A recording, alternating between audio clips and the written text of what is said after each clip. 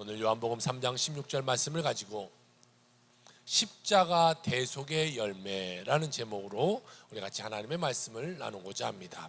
우리 기독교 신앙의 핵심은 십자가에 있습니다. 예수님이 십자가에 달려 돌아가시면서 마지막으로 뭐라고 말씀하셨냐? 다 이루었다, 이렇게 말씀하셨어요. 예수님은 무엇을 이뤘다고 말씀하셨을까요? 우리 인간의 모든 구속사적인 것을 다 이루셨기 때문에 마지막에 다 이루었다 말씀하셨다라는 것이, 십자가를 통해서 죄와 사망의 권세가 멸함을 받게 되었고 가난과 저주가 우리 삶 가운데서 떠나감으로 말미암아 우리에게 축복의 삶이 주어지게 되었습니다. 이처럼 누구든지 예수를 믿기만 하면 구원과 중생의 축복이 우리에게 임하게 되게 되는 것입니다. 성경은 예수를 믿기만 하면 영혼이 잘됨 같이 범사가 잘되고 강건하게 된다, 이렇게 말씀하고 있어요. 그러니까 우리가 예수 믿으면요, 영혼이 잘돼요. 영원히 우리가 천국 백성 되게 되는 것이고, 또 우리가 이 세상에 살면서 모든 삶의 범사가 잘 되도록 도와주시고, 또한 우리의 몸에 나타난 육체적인 아픔을 치료하여 주신다. 다시 말해 예수를 믿으면요, 우리의 영혼 구원만이 아니라 전 인격적 구원이 우리에게 일어난다라고 성경 우리에게 설명해 주고 있다는 것입니다. 그러니까 우리가 예수 믿으면요, 이 땅에서도 잘 되고 죽어서도 잘 되는 축복된 삶이 펼쳐지게 되는 것이죠. 우리가 이 예수를 믿는 자는요, 먼저는 구원을 받게 돼요. 영원히 구원을 받아요. 그 다음에 성령의 충만한 은혜가 우리에게 임하게 됩니다. 그러면 무슨 일이 일어나냐면요, 병고침이 일어나고 형통의 은혜가 일어나고 천국과 재림의 은혜가 우리 삶 가운데 임하게 되게 되는 것이죠. 오늘 첫 번째로 성경 우리에게 가르쳐주고 있는 것이 구원의 복음에 대해서 말씀해주고 있어요. 여러분, 요즘의 세상은 과학이 엄청나게 발달됐어요. 뭐 달나라를 가고 우주를 가고 과학이 엄청나게 발전합니다. 또 얼마 전에 뉴스에 보니까요, 이 돼지의 심장을 사람에게 이식해서 성공했어요. 그래서 이제는 앞으로 이런 동물적인 것에 신장, 심장, 간 이런 것들을 동물에서 만들어서 사람에게 이식해서 사람이 살 날이 얼마 남지 않은 것 같아요. 자, 의학이 발달되고 과학이 발달됐어요. 모든 것이 엄청나게 발달됐어요. 그러나 우리 사람의 힘으로 절대 해결하지 못하는 문제가 한 가지 있는데, 그것이 무엇이냐? 죄의 문제라는 거예요. 이 죄의 문제는요, 우리 인간이 아무리 발버둥 쳐도 해결할 수가 없어요.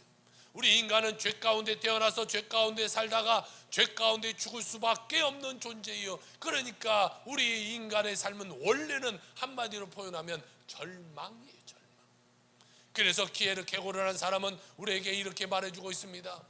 인간에게 죽음에 이르는 병이 있는데 그것이 바로 절망이다. 그 절망은 우리 인간이 갖고 있는 실존적인 절망, 그러니까 인간의 원죄에 대한 그런 문제를 이야기하고 있다는 거예요. 그 원죄로 말미암아 우리는 모두 다 죄 가운데 살고 죄 가운데 죽어서 지옥 갈 수밖에 없는 인생이었다는 것을 이야기하고 있는 것이, 어느 날 밤입니다. 유대교의 지도자예요.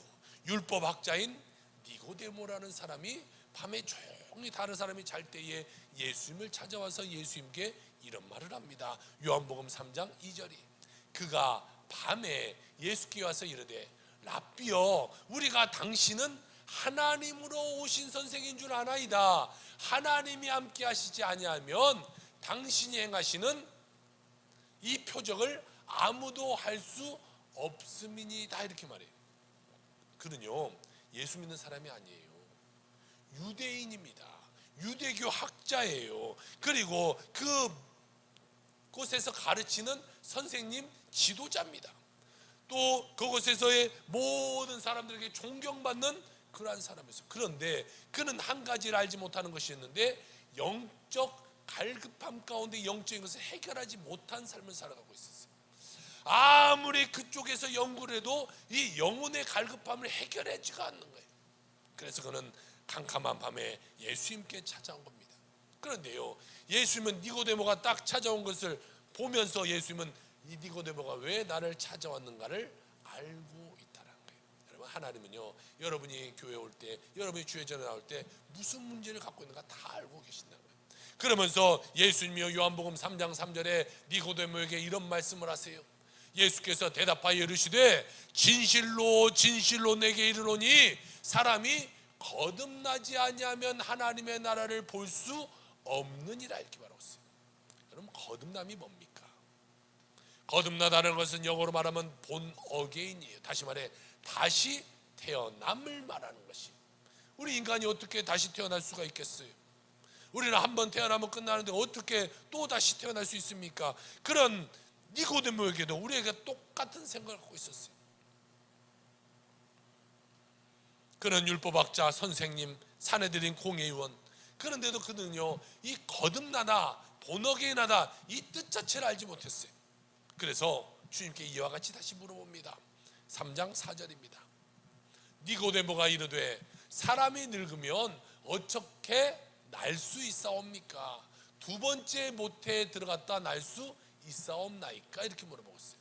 예수님, 우리 인간은 한번 태어나면 다시 태어날 수 없지 않습니까? 어떻게 우리가 엄마 뱃속에 또 들어갔다 나올 수가 있겠습니까? 이렇게 예수님께 물어보는 거예요. 그는요, 이 영적인 세계를 전혀 이해하지 못하는 사람이었어요. 그냥 인간적인 이성만을 가지고 생각하고 이성만을 가지고 예수님께 질문하고 그것을 받아들이고 있는 사람이었어요. 그때에 예수님께서 한 가지 예를 들어요. 이스라엘 백성이 출애굽 광야에서 불뱀을 만났던 사건을 이야기합니다.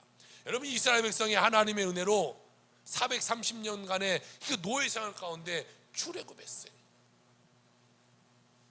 홍해를 건넜고, 또 마실 물을 필요하다서 하나님 마실 물을 줬고, 또 먹을 것이 필요해서 만나를 줬고, 또 하나님이 고기가 먹고 싶다고 해서 하나님께 고기를 내려줬고, 그런데도 불구하고 이스라엘 백성은 늘 원망불평하면서 살았어요.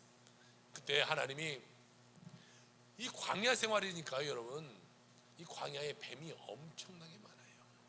그런데 하나님이 이전에는 다 뱀을 막아주고 있었다. 제가 오늘 성경을 연구하면서 하나 새롭게 발견한 거예요.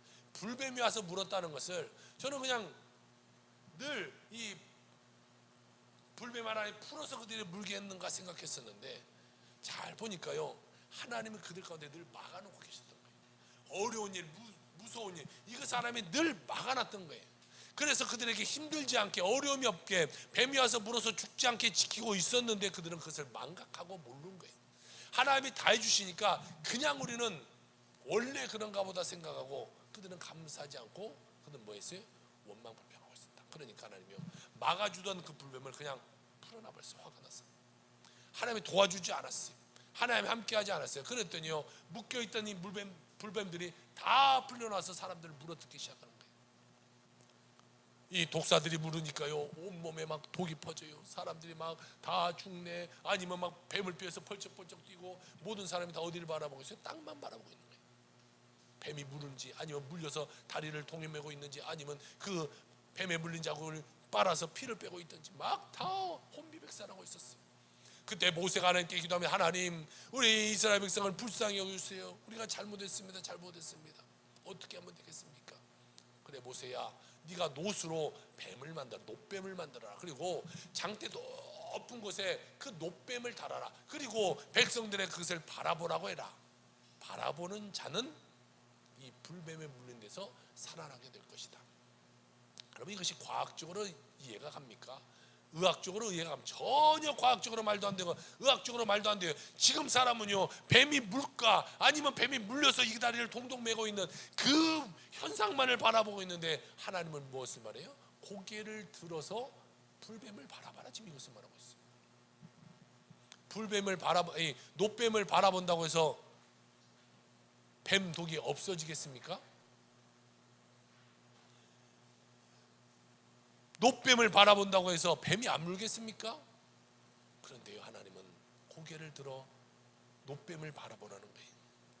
이 이야기를 들어서 예수님은 니고데모에게 거듭남이란 바로 이런 것이라는 것을 설명했죠.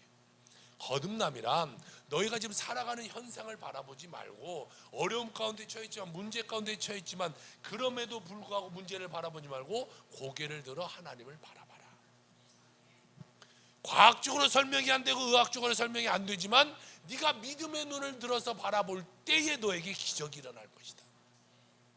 모세가 그대로 전합니다. 백성들에게, 백성들아, 너희가 이 뱀에 물려서 지금 죽어가고 있을지라도 고개를 들어 저 높이 달아놓은 놋뱀을 바라봐라. 그러면 하나님이 산다고 한다. 많은 사람들은요 그 놋뱀을 바라보지 않았을 것이. 아이 그게 지금 무슨 소리야? 지금 뱀이 물고 있고 지금 뱀에 물릴까 두려운데 어떻게 지금 뱀을 안 쳐다보고 그 놋뱀을 우리가 바라보냐?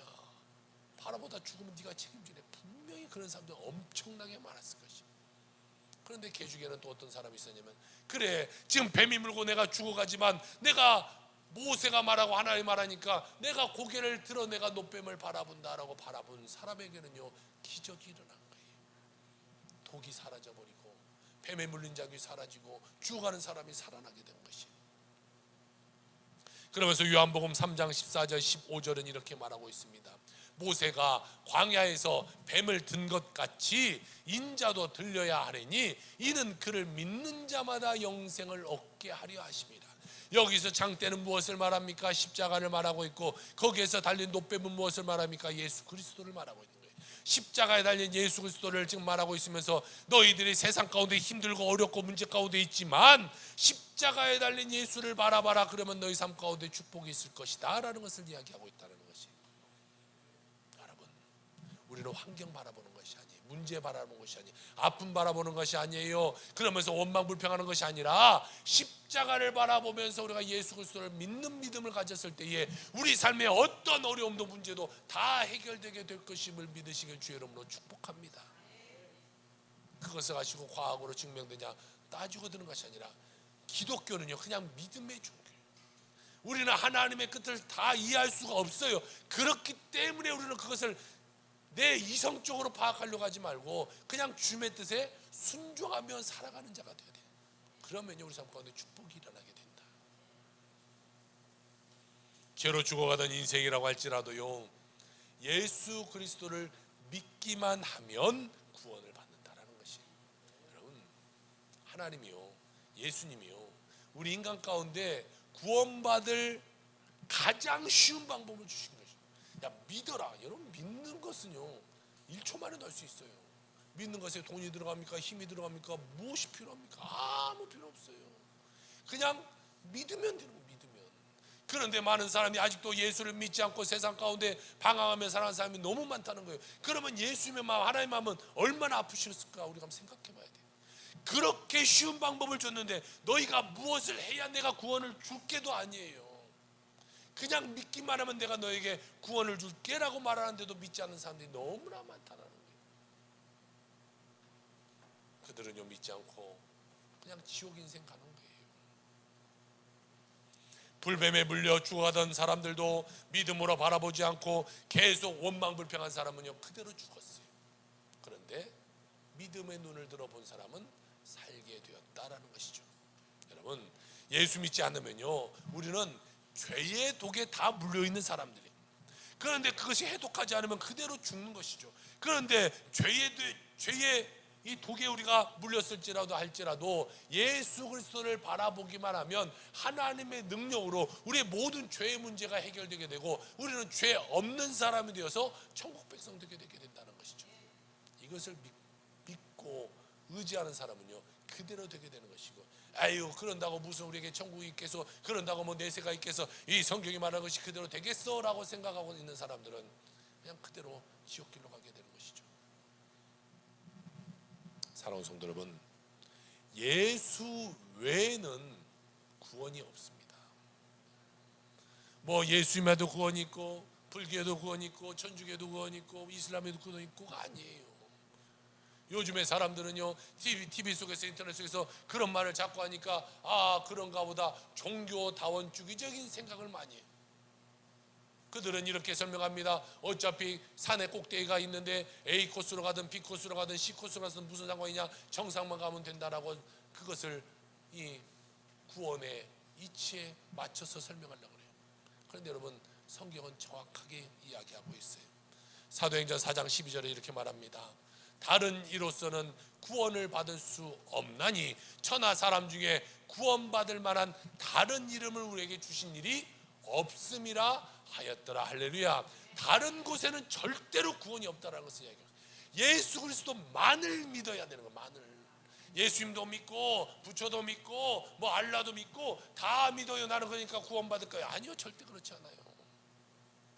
예전에 제가 필리핀에 있을 때 보면요, 필리핀 사람들은요 죽은 사람들을 위한 영혼의 집을 꼭 지어요. 자기 집은요 우리나라 말하면 초가집 같은 허름한 데 사는데요, 그 영혼의 집이라는 것은요 엄청나게 잘 지어요. 마당도 있고 가면 막 방들도 있고요, 엄청 잘 지어놓고 거기다가 막 신이란 신은 다 갖다, 예수님도 있고요, 뭐 그들은 천주교를 많이 믿으니까 성모 마리아도 갖다 놓고요, 또 뭐 다른 신들도 막 다, 그래서 신들이 엄청나게 많이 갖다 놨어요. 어떤 신이든 우리 조상을 잘 지켜줘서 우리가 잘 되게 해줘라 라고 생각하고 있어요. 왜 그들은 그런 행동을 하냐면요, 이 천주교적인 문제가 있는데, 그들은 98%가 천주교인이에요. 근데 천주교는 어느 나라에 들어갈 때에 이게 원래의 예전에 2000년 전에 있던 그 천주교의 모습도 아니에요. 그 모습이 아니라 다 변질된 현재는 천주교인데, 우리나라 들어올 때는 어떻게 했습니까? 우리나라에 천주교가 딱 들어왔을 때 우리나라 사람들이 이 제사의 문제 가운데 늘 빠져 있는 거예요. 그러면 우리가 조상신을 믿는데 유교적인 이 사상을 가지고 제사를 지내야 되는데, 기독교 쪽에서는 제사를 못 지낸다고 하니까 천주교는요 그 우리나라의 토속 신앙과 천주교 신앙을 합쳐버린 거예요. 제사 지내도 좋다, 절에도 좋다, 막 그런 거예요. 그리고 필리핀에 가면요 원래의 필리핀 원주민들이 지키고 있던 것들이 아기신이라는 것이 있어요. 뭐 이렇게 파마머리 빠글빠글 해가지고 아기 이 모습이 있는 그 아기신을 섬기고 살았는데, 천주교가 필리핀에 들어가려고 보니까 사람들이 다 100% 아기신을 믿고 있어요. 그러니까 그들은 거기다 접목시키는 거예요. 아, 좋다, 아기신도 괜찮다, 아기신을 믿어도 괜찮다. 그래서 예수님 자리에다가요 그 아기신을 갖다 놨어요. 그래서 여러분, 나중에 뭐 이 필리핀을 가거나 거나 뭐 이런 거 나중에 가서 벽보나 아니면 그런 뭐 예수상을 보거나 그래 보세요. 우리가 알고 있는 그 예수 얼굴 아니에요. 그 원래 토속적인 아기신이 예수님 자리 이렇게 빠만 머리 해가지고요 그 아기신이 이렇게 타고 있는 거예요. 이게 그거는요 다 이런 토속 종교와 합쳐진 혼합 종교가 되어버렸어요. 천주교는 전 세계적으로 다 그 나라에 가면서 다 그렇게 혼합 종교가 되어버렸어요. 근데 성경은 그렇게 말하고 있지 않아요. 예수 그리스도 외에 다른 이름이 준 것이 없다라고 말하고 있어요. 여러분, 우리가 정확하게 알아야 돼요. 내가 예수 믿고 다른 거 믿고도 내가 천국 간다, 절대 그렇지 않아요. 여러분, 결혼하면서 생각해 봅시다. 여러분 남편이, 여러분 부인이 나도 사랑하고 내 옆집 여자도 사랑하고 내 윗집 여자도 사랑해요. 그런데 그 남편이 내 남편이고 그 부인이 내 부인이라고 말할 수 있겠어요? 이혼하잖아요. 우리도 하나님도 똑같지 않겠어요? 나는 하나님 믿습니다 라고 말하면서 뭐 저것도 믿고 저것도 믿고 다 믿으면 하나님이 너와 나의 관계가 온전하다는 말하고 했어요. 너의 관계는 끝났다라고 말한 거예요. 성경은 정확히 말하고 있어요. 예수 그리스도 외엔 다른 힘이 준 겁니다. 여러분, 오직 예수만 믿고 살아가는 여러분의 삶이 되길 주 여러분 축복합니다. 예수 외에 다른 것은 다 버리는 자가 되어야 되는 것이에요. 여러분, 우리가 선한 일 많이 한다고 구원받는 것이 절대 아니에요. 교회 봉사 많이 한다고 구원받습니까? 뭐 교회 봉사 안 하면 구원받지 않습니까? 헌금 많이 한다고 구원받습니까? 뭐 헌금하지 않으면 구원받지 못합니까? 아니에요. 구원은 믿기만 하면 주어지는 거예요. 그러면 왜 우리가 봉사하냐? 왜 우리가 선한 일 하냐? 이것은 예수 믿고 난 다음에 선한 일 하는 것은요 구원받는 사람들이 하나님이 주신 은혜에 감사해서 하는 행위적인 열매이지 그것이 구원이 되지 않는다는 것이에요. 우리가 하나님의 은혜 주심에 감사해서 내가 가서 봉사하고 내가 헌신하는 거예요. 그런데 다른 데서는 그렇게 가르치지 않잖아요. 여러분, 이단들 보세요. 이 골목에 와서도 이단들이 얼마나 열심히 전도해요. 또 터미널 같은 데 가보세요. 80 넘은 할머니들이 에에에 하면서도 이거 하나 받으세요 막 이러고 주잖아요. 왜 그래요? 그들은 시간을 딱 정해놓고 그 시간을 채워야 너희들은 구원받는다 이렇게 말하는 거예요. 그러니까 만약에 교회적으로 말하면요, 권사는 일주일에 70시간 뭐 이렇게, 집사는 50시간, 뭐 성도는 30시간, 이것을 채워야 되는 거예요, 한 주간 살면서. 그러니까 어떻게든 그 시간 채우려고 막 이 할머니들 가서 막 이게 전도하고 그러는 거예요. 그걸 못 채우면 구원받지 못한다고 말하고 있으니까. 여러분, 구원은 하나님의 은혜로 값없이 주는 것이다. 그리고 봉사는 내가 하나님의 은혜에 감격하여 내가 하나님께 드리는 행위적인 열매다라는 것이죠. 우리가 예수 믿고 난 다음에 그 다음에 한 가지 더 필요한 것이 있어요. 이것은 성령 충만이라는 것이 필요해요. 예수만 믿는다고 되는 것이 아니에요. 우리가 남녀가 만나서 결혼했어요. 결혼만 하면 되는 것이 아니라 그 다음에 필요한 것이 뭐예요? 사랑이 필요하죠. 사랑. 자, 성령 충만함을 받아서 모든 문제를 이기고 어려움을 이기고 승리하는 삶을 살아가는 여러분이 되길 주 여러분 축복합니다. 그래서 두 번째로 같이 나눌 말씀은요, 성령 충만이에요. 우리는 이 구원이라는 것을 가지고 영생에 대한 축복을 받아요. 우리가 구원을 받으면 영생을 얻게 되는 것이고, 그 다음에 성령 충만함으로 우리는 승리의 삶을 살아가게 된다. 그러니까 구원받으면 우리가 천국 가는 것은 확정한데, 성령 충만 받으면 이 땅에서 살면서의 이 천국 가는 과정 가운데 하나님의 도우심을 받고 가게 되기 때문에 모든 일이 다 잘 되게 된다라는 것이. 예수 믿고 나가서도 죄 짓는 사람이 있어요. 문제 가운데 살아가는 사람이 있어요. 늘 죄 가운데 빠져 살아가는 사람이 늘 있어요. 이 사람이 없는 것은 무엇이냐? 그 사람은 성령 충만함이 없기 때문에 계속해서 죄 가운데 살아가는 거예요. 우리가 예수 믿고 성령 충만 받으면요, 죄 가운데 탈피되는데 그것을 탈피하지 못하는 거죠. 부활하신 예수님을 만난 제자들 한번 생각해 봅시다. 제자들은요, 3년 반 동안 예수님을 따라다녔어요. 그리고 예수님의 가르침을 봤어요. 예수님의 기적을 봤어요. 예수님의 놀라운 역사를 다 봤어요. 그리고 자기들도 이제는 귀신을 쫓아내는 능력도 받았어요. 그런데 제자들에게 없었던 거 한 가지가 뭔지 아세요? 성령 충만함이 없었어요. 그러니까 예수님이 십자가에 달려 돌아가실 때 그들은 때문에 무서워서 다 도망가 버린 거예요. 그리고 예수님이 십자가에 달려 돌아가시다가 다시 부활하십니다. 부활하시고 나서 제자들을 찾아가서 예수님이 첫 번째 하신 말씀이 무엇이냐? 바로 성령을 받으라라는 말을 제자들이 왜 예수님과 함께 하지 못하고 그렇게 뿔뿔이 흩어졌습니까? 그것은 성령 받지 못하기 때문이라는 거예요. 그들은 부활하신 예수를 만나서 무서워 덜덜 떨면서 방문 들어 잠그고 안에 들어가 있었어요. 그런데 예수님이 그들을 만나서 뭐라고 말해요? 성령을 받아라, 성령을 받아라. 여러분, 우리가 반드시 성령으로 침례를 받아요. 성령 침례. 침례라는 말을 한번 같이 나눠봅시다. 침례라는 말은요, 헬라어로 말하는 밥티조라는 거예요. 영어로는 밥타이즘. 그러니까 이 잠길 침자를 내서요, 물속에 완전히 잠기다 이런 말을 하고 있어요. 예수님 시대도요, 요단강에서 침례를 줬어요. 침례. 그런데 이 기독교가 전파되면서 그럴 만한 상황이 못 되니까 그냥 우리가 좀 약식으로 하자, 그냥 흉내만 내자 해서 세례를 주는데 원래는 침례가 맞는 거죠. 그래서 물속에 완전히 푹 잠기는 거예요. 사람 물속에 들어가면 죽습니다. 그러니까 침례라는 것은 내가 완전히 죽고 예수님으로 새 사람이 되었다라고 고백하는 행위가 침례가 되게 되는 것이죠. 그러니까 우리가 성령의 침례를 받아야 되는데, 성령의 침례는 뭐예요? 내가 성령에 완전히 들어가는 거예요. 저번에 우리 아이들과 청귤 청나무기를 한번 했었죠. 청귤을 다 잘라가지고 설탕물에 이렇게 재워놔요. 완전히 푹 담가놔야 돼요. 푹 담가놓으면 이 청귤이 설탕물을 다 빨아들이고 밖에도 설탕물, 이 안에도 설탕물, 그래서 이 청귤 첨이 되게 되는 것이죠. 우리 삶도 마찬가지예요. 성령한테 들어가는데 성령한테 완전히 우리가 잠겨져야 돼요. 내 안에도 성령 충만, 밖에도 성령 충만이 돼야 되는 것이. 그래서 성령이 내 안에 들어오는 것을 뭐라고 말하냐? 성령의 내주하심, 이렇게 말하는 거예요. 성령이 내 안에 계시고 내 밖에도 계시고 완전히 내가 성령 안에 들어가게 돼야 되는 것이죠. 그러나 성령의 내주하시는 것만으로 끝나서는 안 돼요. 우리가 성령이 내 안에 계십니다, 이것으로는 내가 승리의 삶을 살아갈 수 없어요. 그럼 어떻게 되냐? 이 성령이 나를 이끌어 가도록 만들어야 돼요. 요즘은요 집에서 이 강아지를 키우는 집들이 많아요. 반려견들이.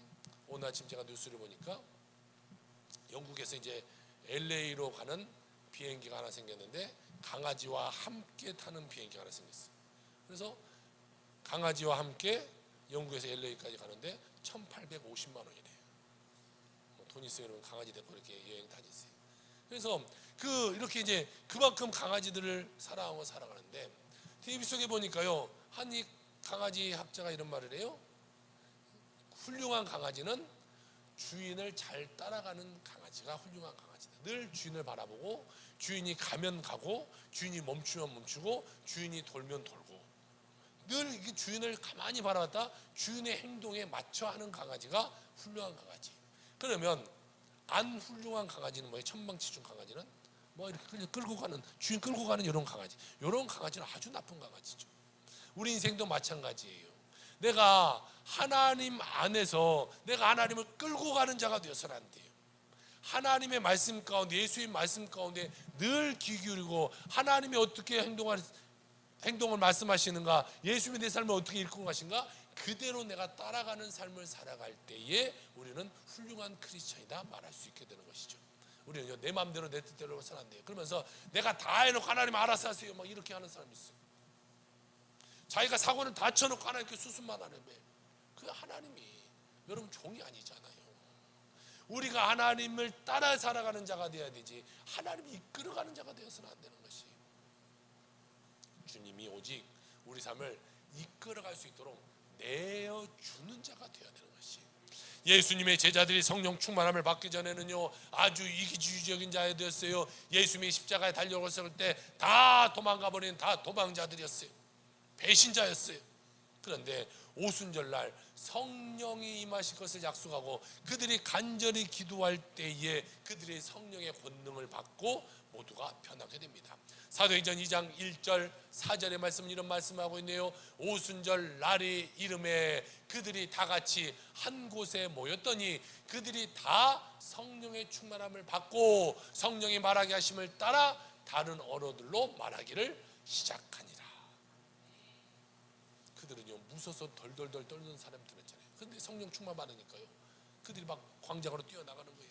그런데 그들이 성령 충만 받으면서요 방언을 받아서 자기 말이 아닌 말로 막 가서 전하는 거예요. 자기들이 이 로마 사람이 아니면 로마 말로 전하고 아람 말로 전하고 유럽 말로 전하고 다 와 있는 사람들이 다 알아들을 수 있도록 사람들이 각기 다 다른 나라 방언으로 복음을 전하기 시작한 거예요. 120명의 문도들이 성령 충만 받고 복음을 전할 때 성경에 보니까 수천 명씩 수백 명씩 주님께로 회개하고 돌아왔다라는 말씀을 하고 있어요. 우리는 오직 성령에 사로잡혀서 그리스도의 복음의 증인으로 살아가는 자가 되어야 돼요. 그래야 우리가 가는 곳마다 여러분 놀라운 능력이 나타나는 거예요. 내가 가는 곳마다 하나님의 은혜가 나타나는 거예요. 내 가정이 잘 되고 내 사업이 잘 되고 내가 하는 모든 관계 가운데 하나님의 축복이 임하게 되게 되는 것이죠. 여러분 모두가 죄와 싸워 승리하고 문제와 싸워 승리할 수 있는 성령 충만함을 다 받는 여러분의 삶이 다 되시길 주의 이름으로 축원합니다. 마지막 세 번째로 성경은 우리에게 말하고 있기를 그러면 성령님이 하시는 일이 뭐냐는 거예요. 뭐냐. 여러분을 살면서 성령에 대한 얘기를 많이 들었어요. 성령님이 무엇을 하십니까? 여러분이 알고 있는 얘기를 한번 해보세요. 성령이 뭐 하시는 분이에요? 성령에 대해서 많이 듣기는 듣고 성령님에 대해서 이야기는 했지만 성령이 뭐 하는지를 잘 알지 못해. 그러니까 성령님이 뭐 하시는 분지를 알아야 내가 그 성령을 따라갈 텐데 뭐 하시는 분지를 알지 못하니까 내가 못 따르는 거 아니겠어요? 첫 번째로 성령이 하시는 일은요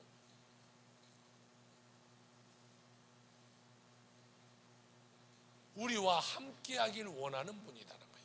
다시 말해 주님은요 아니 성령님은요 우리를 떠나지 않는 분, 우리를 버리지 않는 분, 우리와 늘 함께 계시는 분이 바로 성령님이시다라는 것이에요.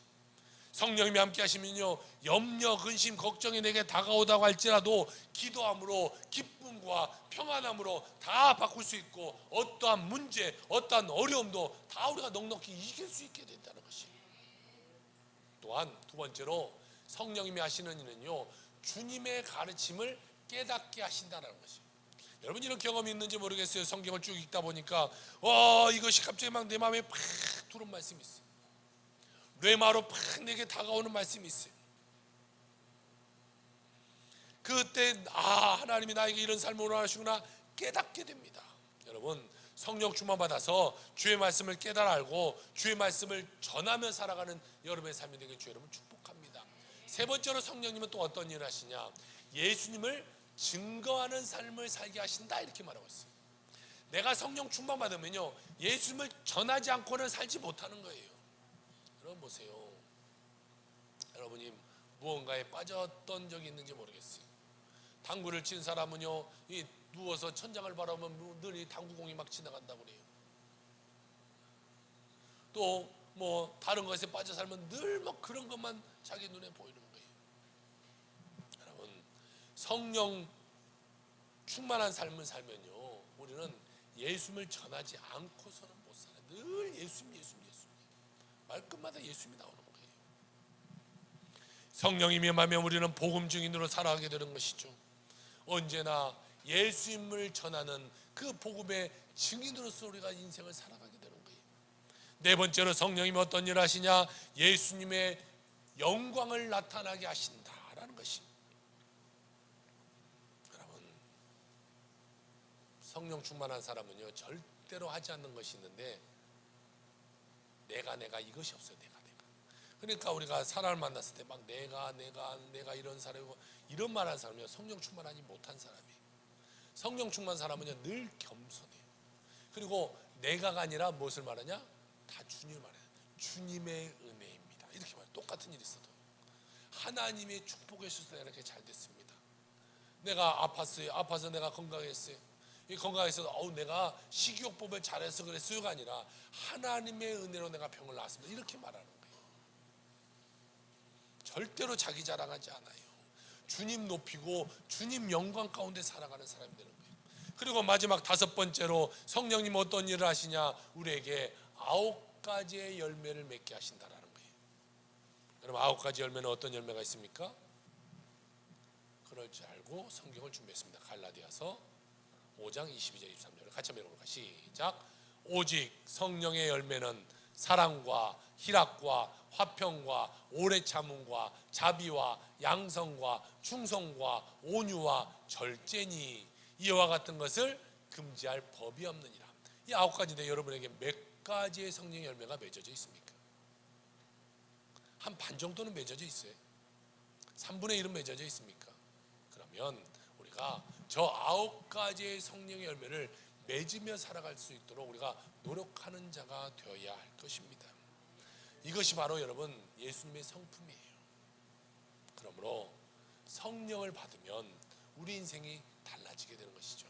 여러분 모두가 성령 충만함 받아 달라지는 인생 살아가길 주 이름으로 축원합니다.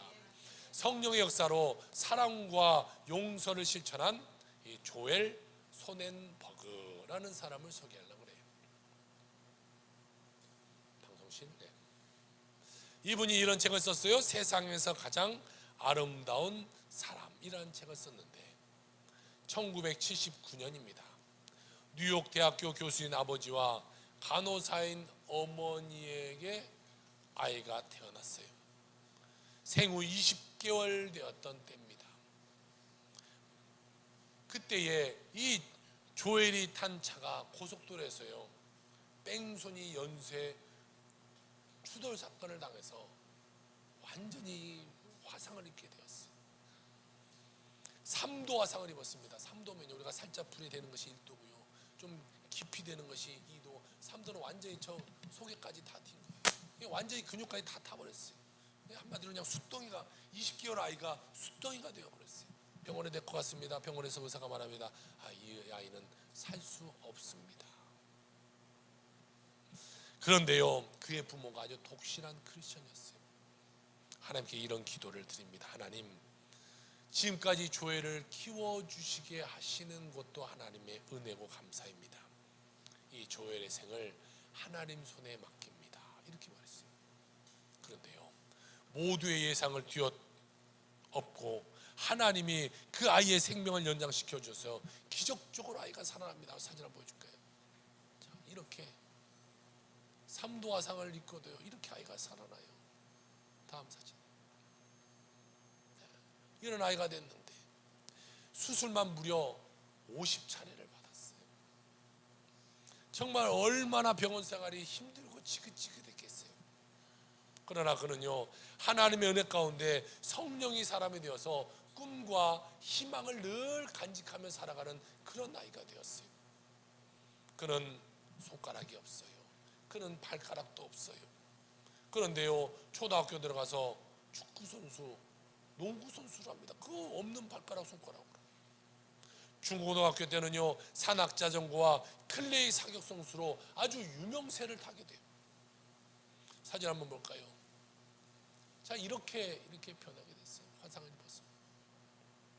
손을 보세요. 손이 없어요. 근데 이렇게 힘들고 어려운 사람들, 아픈 아이들을 찾아가서 희망을 전해요. 병원을 찾아가서 어려운 사람들에게 희망을 전해줘요. 그는 미국 테일러 대학을 졸업하고 나서 신학교에서 석사과정을 받고 세계에 이 희망을 복음을 전하는 복음 전도사가 되었어요. 그러던 중 어렸을 때 자기를 사고내고 도망가 버리는 이 연쇄 추돌범이 잡혔다는 거예요. 그래서 법정에 가서 이제 그 연쇄 추돌범을 만나게 됩니다. 여러분 같으면 거기서 무슨 말을 할까요? 그 법정에서 이 조엘이 이런 말을 합니다. 저는 증오심으로 인생을 허비하지 않을 것입니다. 증오는 또 다른 고통을 낳습니다. 대신 저는 하나님의 은혜 안에서 무한한 사랑에 감사하며 살아갈 것입니다. 저는 가해자를 용서합니다. 그리고 제 외모에 대해서 손가락질하는 세상도 기쁨으로 용서합니다. 이렇게 말했어요. 아니, 자기를 그렇게 완전히 불타진 사람으로 만들고 손발이 다 없고 힘든 인생을 만들어놓은 그 트럭 운전사를 용서한다, 이렇게 말해요. 쉬운 일이 아니잖아요. 그리고 그를 보면서 얼마나 사람들이 손가락질했겠어요. 괴물 같다고 말했을 것이고 정말 너무 무섭다고 말할 것이고 저런 아이하고 놀지 말라고 말하는 부모도 분명히 있었을 것이고, 그런데 그들 향해서 뭐랍니까? 나는 그들을 사랑으로 용서하겠다, 이렇게 말해요. 그는 장애에게 하나님께서 장애를 주신 것도 하나님의 선물이라고 하면서 전 세계에 다니며 이와 같이 간증을 하고 있습니다. 사람은 자신의 본분을 정확히 깨달으면 어떠한 상황에서도 만족할 수 있습니다.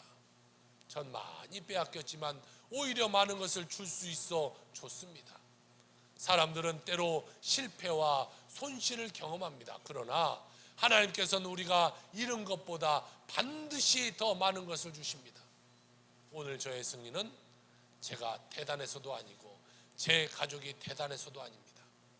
제 안에 계신 대단하신 하나님 때문입니다 라는 고백을 해요.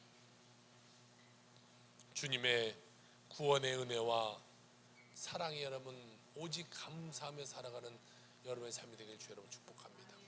우리는 저 조엘보다 훨씬 건강한 모습으로 살아가고 있잖아요. 저는 저런 모습을 가지고도 희망을 전하며 예수님을 전하는데, 우리는 멀쩡한 몸 가지고 멀쩡한 거 가지고 왜 우리는 주님을 전하지 못하고 자꾸 숨어 살아가는 인생이 됩니까? 여러분, 오직 예수님 전하고 예수님께 감사하며 살아가는 여러분의 삶이 되길 주 여러분을 축복합니다. 주님의 은혜와 사랑에 감사하고 성령 충만한 삶을 살아가 이 땅에서도 하나님의 은혜를 가지고 또 죽어서 천국 백성 되는 여러분 모두가 되기를 주의 이름으로 축원합니다. 아멘. 기도합시다.